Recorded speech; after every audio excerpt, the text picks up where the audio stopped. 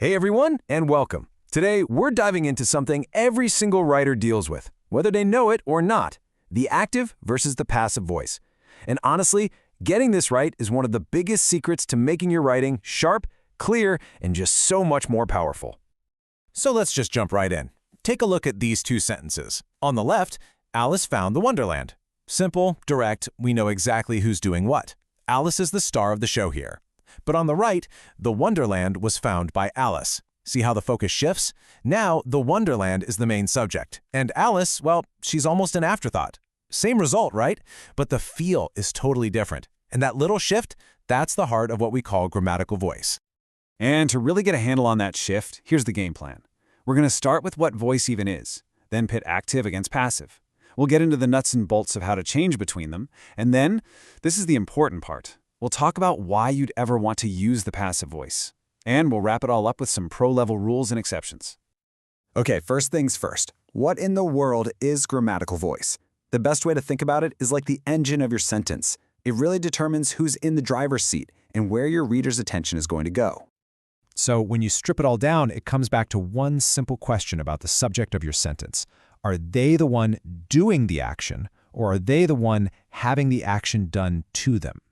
Your answer to that one question is what decides the voice you're using. So let's meet our two main players in this grammar story. You've got the active voice, think of it as the straightforward hero. And then you have the passive voice, which, can sometimes create a little bit of mystery. It's a letter. Our subject is she, the doer. It's clean, it's direct. But flip it to passive. A letter is written by her. Suddenly, the subject is a letter, the thing receiving the action. The main character of the sentence has completely changed. So, how do we actually make that change happen? How do we switch gears? Let's get under the hood for a minute and look at the actual mechanics of transforming a sentence. Now, this might look a little complicated, but trust me, it's basically a recipe. First, you take the object of the active sentence and you promote it. It's the new subject now.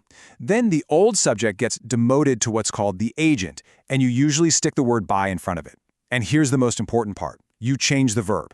You always had some form of the verb to be, like is, was, or will be, and then you use the past participle of the main verb. This table really shows how it works with different tenses. Just look at the pattern. The boy broke the window. Broke becomes was broken. Sham will attend the meeting. Will attend becomes will be attended. See that? That little be verb plus the past participle? That is your telltale sign that you're looking at the passive voice. Okay, so we know how to do it. But the much bigger question is, why would you? This is where we get strategic. The passive voice isn't some grammatical mistake. It's a powerful tool, a tactical choice. There's a reason scientists and diplomats use it all the time. And this is a really fair question, right? I mean, if the active voice is the gold standard for being direct and clear, why would we ever choose to be less direct? Why does the passive voice even need to exist? Well, the answer is all about strategy. You go passive when the action is way more important than who did it. Think of a scientific report. The solution was heated to 100 degrees. Who did the heating doesn't matter. You also use it when you don't know who the doer is, like my bike was stolen. Or when it's just completely obvious, like the suspect was arrested. Yeah, we know, by the police. All right, you've got the basics down cold. You're ready for the final level, the advanced rules and little exceptions that will really cement your understanding and make you a master of this stuff.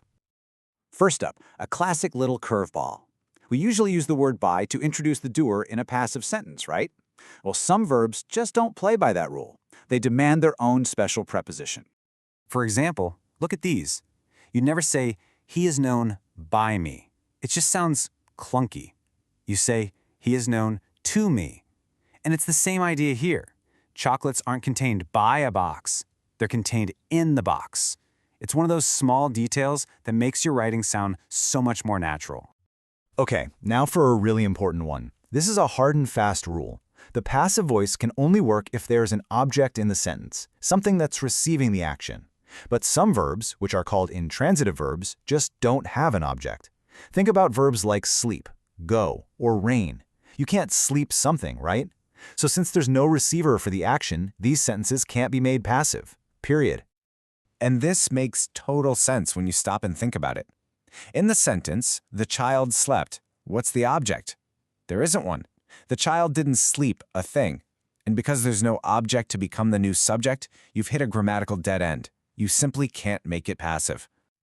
Another spot that sometimes trips people up is questions. How do you flip a question from active to passive? The sentence structure does get shuffled around a bit, but the core ideas we've been talking about, they stay exactly the same.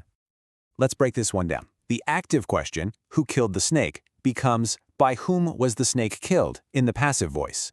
See what happened? Who becomes by whom, and look at the verb, was killed. It's that same be verb plus a past participle. Even in a question, the focus has shifted from the killer to the snake. So there you have it, the what, the how, and the why of active and passive voice. But now it's your turn to play the grammar strategist. Take this sentence. The jury found the prisoner guilty of murder. How would you rewrite that in the passive voice to shift the spotlight? Go on, drop your answer in the comments. I am genuinely curious to see what you come up with.